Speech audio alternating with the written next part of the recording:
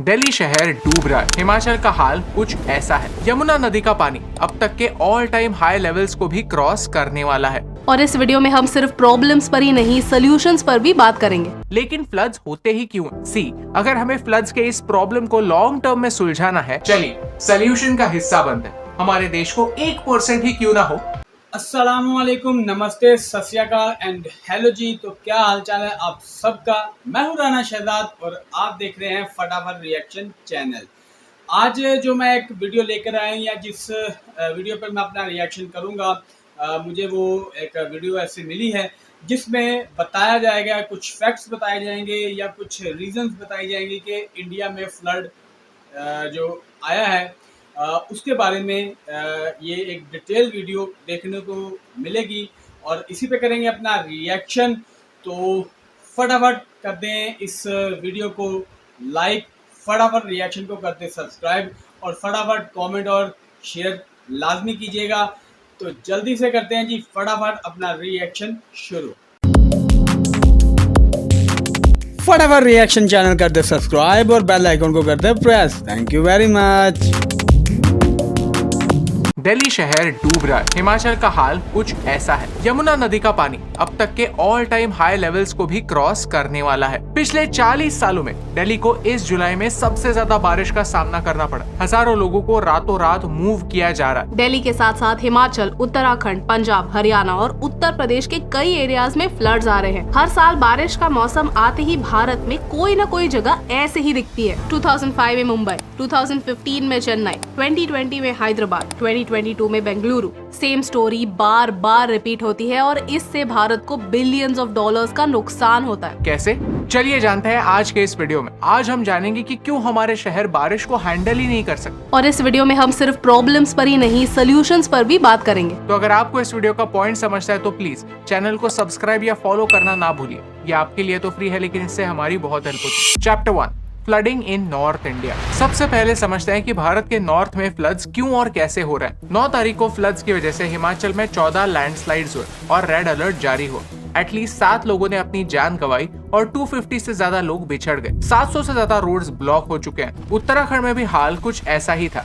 Landslides की वजह से 195 रोड्स ब्लॉक हुए। देहरादून में पानी लोगों के घरों में घुस गया और लोगों को उनके घरों से कुछ इस तरह रेस्क्यू करना पड़ा। पूरे उत्तर भारत में होने वाले इस डिजास्टर के लिए हाई रेन्स एक रीजन बताया जाता है, लेकिन क्या ये पूरा सच है? शॉर्ट टर्म में हाँ, रीजन यही है कि जोरों से बारिश हो रही है, लेकिन लॉन्ग टर्म में लैक ऑफ प्लानिंग इस तबाही के लिए ज्यादा जिम्मेदार लगती है। पहाड़ी एरियाज पर क्लाइमेट चेंज का इम्पैक्ट 3 तरह से होता है। बढ़ते टेम्परेचर्स की वजह से बारिश ज्यादा सिवियर और कम समय में होती है। पिघलते हुए ग्लेशियर्स नदियों का स्तर बढ़ाते हैं और नदियों के किनारे बिना सोचे होने वाली डेवलपमेंट आगे जाकर डिजास्टर बन जाती है। बिहार और आसाम की बात करें तो ऑलमोस्ट हर साल यहाँ फ्लड्स आते हैं, लेकिन कोई इम्प्रूवमेंट नहीं दिखती। ये रिपोर्ट देखिए, यहाँ हमें साफ साफ दिखता है कि 2001 से लेकर कंसिस्टेंटली हिमाचल में फ्लड्स आते हैं, लेकिन फिर भी अथॉरिटीज ने नदियों के किनारे पर होने वाले इन घरों पर कोई एक्शन नहीं ली। नेग्लिजेंस डिस्ट्रक्शन का main reason. Chapter 2, economic impact. Urban flooding Bharat का सबसे बड़ा रिकरिंग मैन मेड डिजास्टर है, जिससे भारत की इकोनॉमी को बिलियंस ऑफ डॉलर्स का नुकसान होता है। लिटरली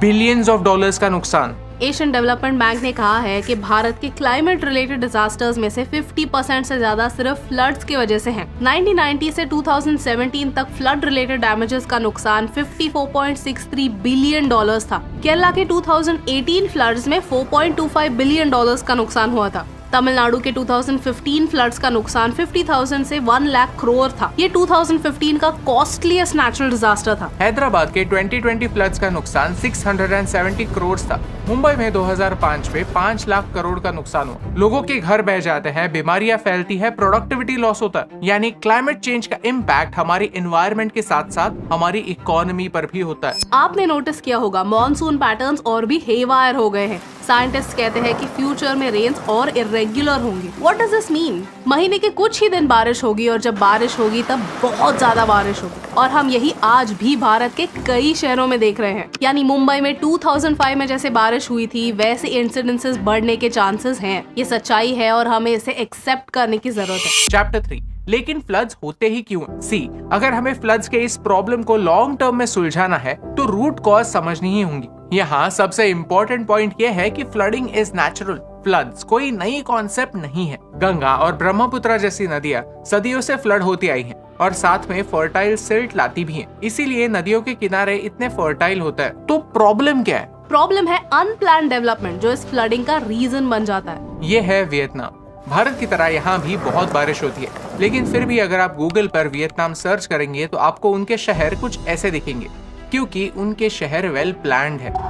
भारत को डेवलपमेंट की जरूरत है, लेकिन ये सारी डेवलपमेंट अगर सही प्लानिंग के साथ होगी तो ही सस्टेनेबल होगी। ये एक फैक्ट। बुरे प्लानिंग से शहरों को क्या फर्क पड़ता है? सारा शहर कंक्रीट से भर जाता है और नेचुरल ड्रेनेज सिस्टम्स खत्म हो जाता है। ओवर पॉपुलेशन की वजह से नाले या नदी के किनारे पर स्लम्स बनते हैं और वो कचरा वहीं पर डंप करते हैं। कचरे से क्लॉगिंग और पोल्यूशन होता है और ये पानी हमारे समंदर में जाकर मिलता है। मुंबई के मीठी नदी के बैंक्स पर स्लम्स बने हुए हैं और ये स्लम्स अपना सारा कचरा नदी में फेंक देते हैं। एज अ रिजल्ट नदी चोक हो जाती है और बारिश के समय इसी कचरे की वजह से नदी का लेवल बढ़ जाता है और लोगों के घरों में पानी आ जाता है। स्लम्स में जागरूकता की जरूरत है, क्योंकि सफाई ना होने से सबसे ज्यादा नुकसान उन्हें ही होता है। अगर इंदौर जैसे शहर खुद को प्रॉपर प्लानिंग की मदद से साफ कर सकते हैं तो ये इसमें वाकई ये एक कड़वा सच है कि इनका रीज़न ये सब कुछ जो हो रहा है इसमें किसी हद तक इंसान बिल्कुल शामिल है,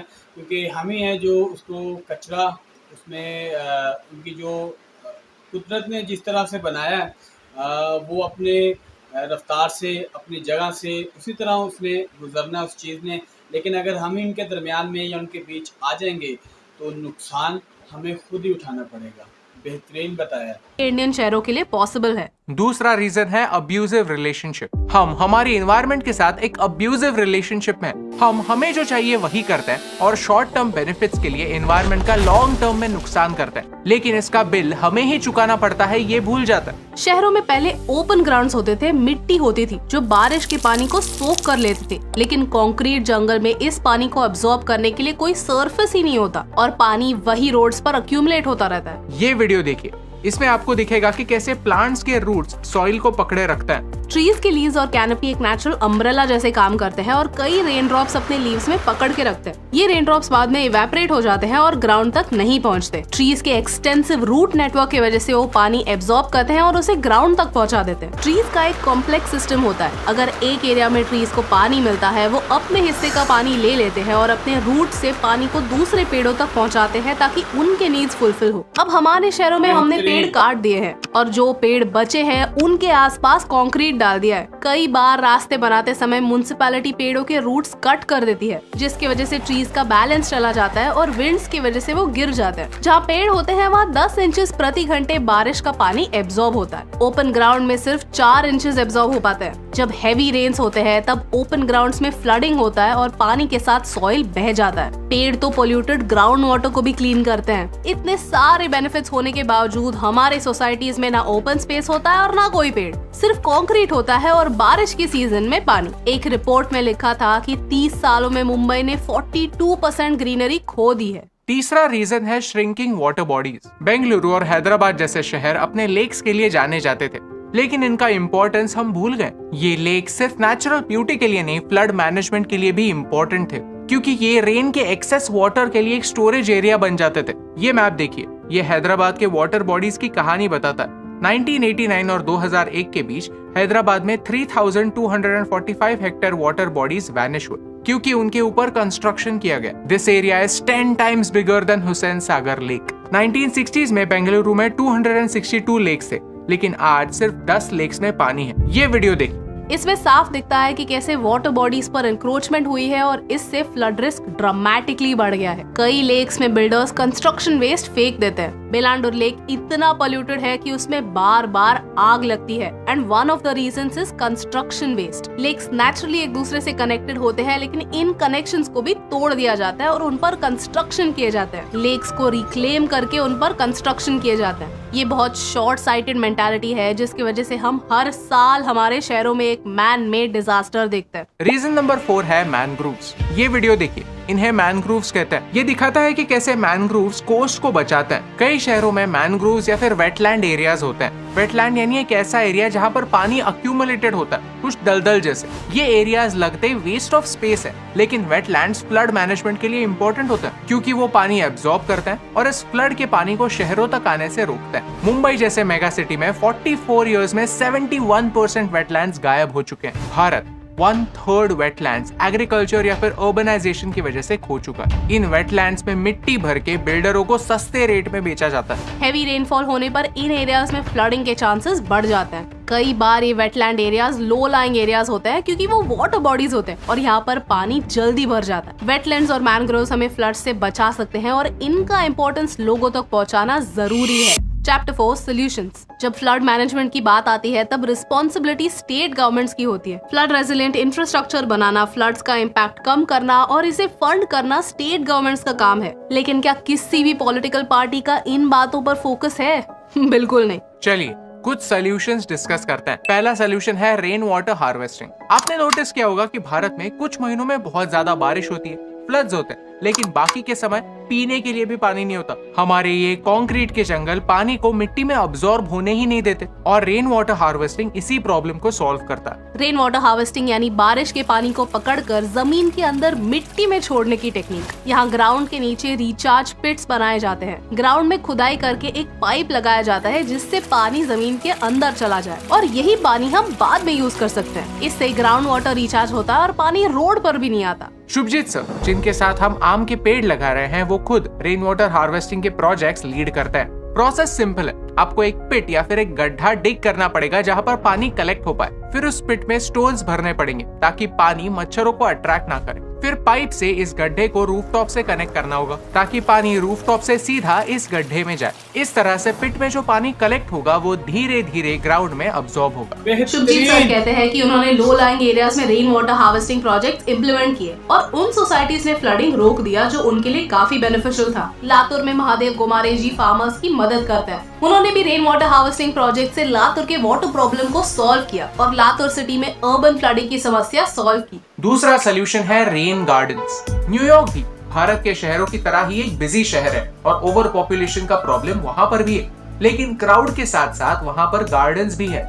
हर न्यूयॉर्कर एक गार्डन से बस 10 मिनट की दूरी पर रहता है। न्यूयॉर्क में 2021 में एक साइक्लोन की वजह से फ्लड्स आए थे और उसके बाद अथॉरिटीज ने डिसाइड किया कि वो हर एरिया में ऐसे छोटे छोटे गार्डन्स बनाएंगे जो पानी को सोक कर सके। न्यूयॉर्क में 2300 ऐसे गार्डन्स बनाए जा रहे हैं। ये गार्डन्स रेगुलर रोड लेवल से थोड़े लो लेवल पर बनते हैं ताकि पानी उसमें फ्लो हो सके और ये पानी फिल्टर होके ग्राउंड वाटर बन जाए। इससे पानी रोड्स पर नहीं ग्राउंड में जाएगा और ग्राउंड वाटर बन के साल भर हमें बेनिफिट्स देता रहेगा। इन्हें रेन गार्डन्स कहते हैं। रेन गार्डन एक टिपिकल गार्डन के मुकाबले 30% ज्यादा पानी अब्सॉर्ब करता है और इन्हें कहीं पर भी बनाया जा सकता है। फ्लाईओवर्स के नीचे, बिल्डिंग के पास, कहीं पर भी जहाँ पर पानी डाइवर्ट हो सके। अगर आपकी अथॉरिटीज या फिर आपकी हाउसिंग सोसाइटी ऐसे ही कोई प्रोजेक्ट्स लेना चाहती है तो फिर रिसोर्सेस आप यहाँ पर पढ़ सकते हैं। यानी रिसोर्सेस की कमी नहीं है, बस इरादा होना चाहिए। चाइना में स्पॉन सिटी का कॉन्सेप्ट पॉपुलर हुआ है। स्पॉन सिटीज में अथॉरिटीज पेवमेंट्स में जितना हो सके उतना ओपन लैंड रखते हैं और पेड़ लगाते हैं। बीजिंग में 2012 में फ्लड्स हुए थे। उसके बाद गवर्नमेंट ने अर्बन फ्लडिंग के प्रॉब्लम को सीरियसली लेना शुरू किया।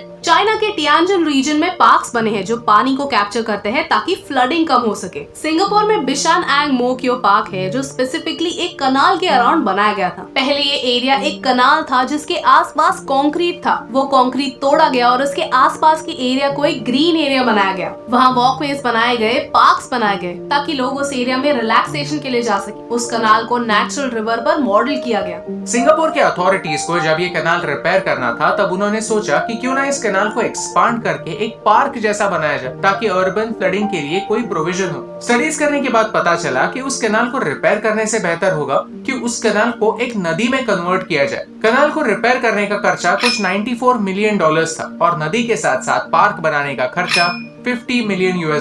तो उन्होंने वही किया। अब अगर यहाँ पर फ्यूचर में कभी फ्लड्स आते हैं तो पार्क के पानी अब्सॉर्ब करेगा, यानी इतने सारे पेड़ इस पानी को शहर में आने से रोकेंगे। और लोगों की जान बचाएंगे। बैंकॉक की एक university Asia's largest urban rooftop farm के नाम से फेमस है। 22,000 स्क्वायर किलोमीटर्स की तामासाट यूनिवर्सिटी क्लाइमेट चेंज का सामना मॉडर्न आर्किटेक्चरल सोल्यूशन से कर रही है। बिल्डिंग्स को एक इंटरेस्टिंग वे में डिजाइन करके ये यूनिवर्सिटी इंश्योर कर रही है कि वो सारा रेनफॉल अपने लेवल पर कैप्चर कर पाए। बैंकॉक का ही एक दूसरा एग्जाम्पल है जहाँ पर चुलालॉन्गकॉर्न यूनिवर्सिटी ने अपने ओपन स्पेस को सेंट्रल पार्क जैसा एक ओएसिस बनाया है, वो भी ठीक बैंकॉक के बीचों बीच। ये पार्क स्पेशली डिजाइन किया है ताकि जब फ्लड आए तो ये ज्यादा पानी पकड़ सके। इस डिजाइन को आप देखेंगे तो ये नोटिस करेंगे कि ये रेस्ड प्लेटफॉर्म्स है। ये रेस्ड प्लेटफॉर्म्स अपने लेवल पर पानी सोक करते हैं और लोगों को रिलैक्स करने के लिए ज्यादा स्पेस भी देते हैं। ये सारे ग्रीन रूफ्स और पार्क्स पेड़ों की जड़ों की तरह पानी को अब्सॉर्ब करते हैं और जो पानी अब्सॉर्ब नहीं होता उसे कलेक्ट किया जाता है ताकि वो ग्राउंड में बाद में अब्सॉर्ब हो। जितना पानी ये पार्क बचाता है उतना पानी इस पार्क को 20 दिनों के लिए सस्टेन कर सकता है। Chapter 5 conclusion.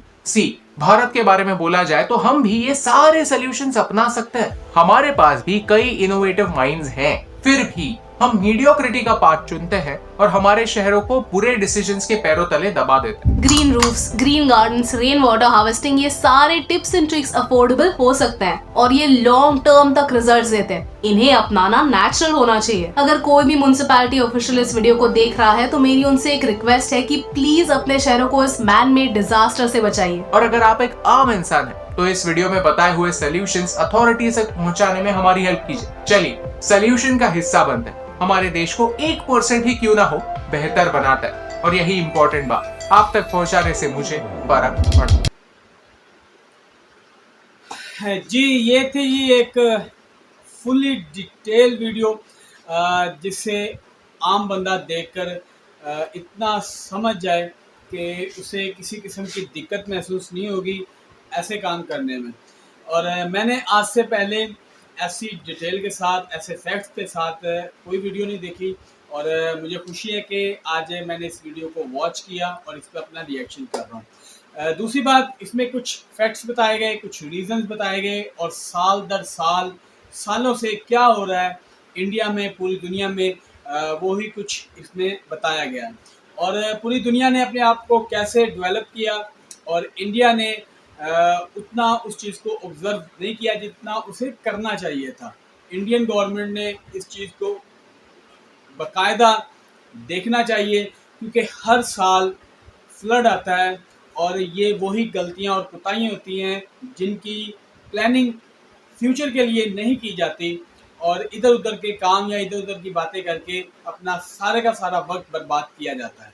तो मैं ये वीडियो देखकर बहुत खुश हुआ क्योंकि एक नेचुरल चीज़ है, क्योंकि जब हम नेचर के साथ खेलते हैं तो हमारे साथ ऐसा होना ही है। उन इलाकों तक गए हैं जिन इलाकों में हमारा जाना बिल्कुल भी ओके नहीं है क्योंकि ऊपर वाले ने जिस चीज़ की लिमिट रखी है उसी चीज़ तक रहना चाहिए। हमारी लिमिट इनसे दूर है तो हमें इनसे दूर रहना चाहिए।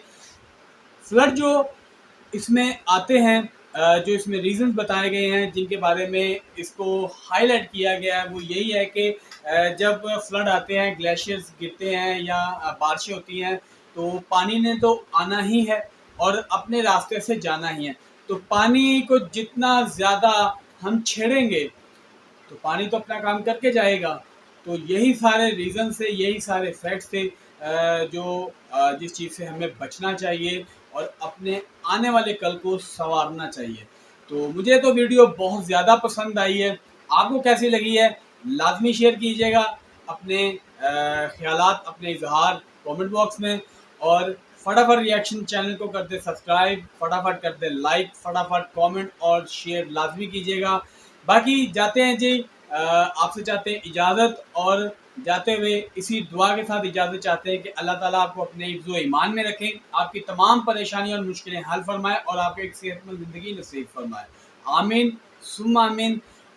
इंशाल्लाह आपसे मुलाकात होती है अगले रिएक्शन में। अल्लाह हाफिज़, अल्लाह निगहबान।